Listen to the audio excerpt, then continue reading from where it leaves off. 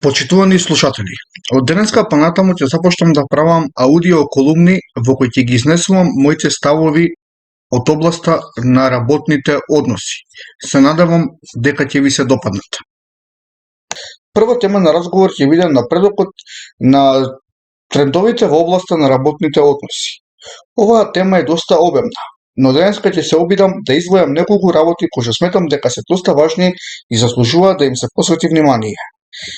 Имено, во многу наврати имам пишувано дека пандемијата предизвикана од COVID-19 вирусот ги забрза веќе започнатите процеси на пазарот на труд. Што значи тоа? Се повеќе работници се пренасочија кон работа на далечина или работа од дома, а компаниите, немајќи друг избор, мора да им излезат во пресрет. Овој тренд полека започнува да се прелева и кај нас. Иако можеби сега за сега не се забележува тоа, бидејќи се уште е во почетна фаза. Сепак, како и сите други процеси кои се случуваат на пазарот на труд, им треба малку повеќе време за да се развијат. А тоа значи дека ефектите од овие трендови можеби ќе ги видиме за 2-3, а можеби и за 10 години. Како и да е, неизбежно е да се прелеат и кај нас. Со оглед на тоа дека голем дел од луѓето имаат прифатено дека ние живееме во некој изолиран свет каде што промените кои се случуваат на глобално ниво не доаѓаат и кај нас, јасно ми е зошто не ги интересираат овие трендови. За жал, политиката е доминантна област од интерес во оваа држава, па како резултат на тоа се друго е оставено во втор план, или народски кажано, ако имам време ќе го завршам, ако не здравие. Работата на далечина не е единствен тренд кој што беше ставен како главна точка на расправа помеѓу светските експерти од областа на кариерата и пазарот на труд.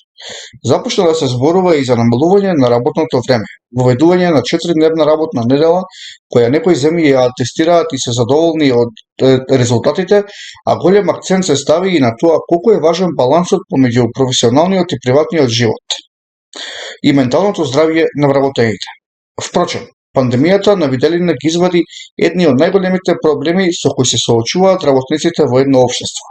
Например, и пред да настане пандемијата, преработеноста беше број еден причина за нарушување на менталното здравје. И тогаш луѓето се горуваа на работните места. Но мораше да дојде 2020 за да овој проблем добие поголемо внимание. Ова може да се заклучи од насловите на светските медиуми, каде секој втор е за согорувањето на работно место, за тоа колку е важно да се одржува балансот помеѓу приватниот и професионалниот живот и така натаму. Не велам дека претходно не се посветувало внимание на овие проблеми, но не толку колку што сега се прави тоа. И тоа е добро. Никогаш не е доцна да се актуализираат вакви проблеми. Никогаш не е доцна за ништо. Моето мислење е дека ќе дојде време кога и во Македонија во голема мера ќе се зборува за овие проблеми, како резултат на тоа што сето ова што се случува во најразвиените држави во светот ќе дојде и кај нас. Се ближи моментот кога македонските работници ќе речат. И ние мораме да го подигнеме гласот за овие проблеми. Што сме ние поразлични од оние на Запад или во Европската Унија? Насекаде низ светот работниците се повеќе стануваат загрижени за своето ментално здравје и за тоа колку време поминуваат со своите семејства. Карантинот им покажа колку им фали таа блискост. Па кога дојде време да се вратат на старите работни места, сватија дека повторно ќе изгубат таа блискост и дека нема да имаат толку време да се погрижат за своето ментално здравје. Затоа и бараат поголема флексибилност. А тоа и не е лоша идеја, од истражувањата покажуваат дека кога им се дава поголема флексибилност, стануваат повеќе продуктивни. Со оглед на тоа дека на глобално ниво продуктивноста е опадната, можеби е време да им се овозможи поголема флексибилност.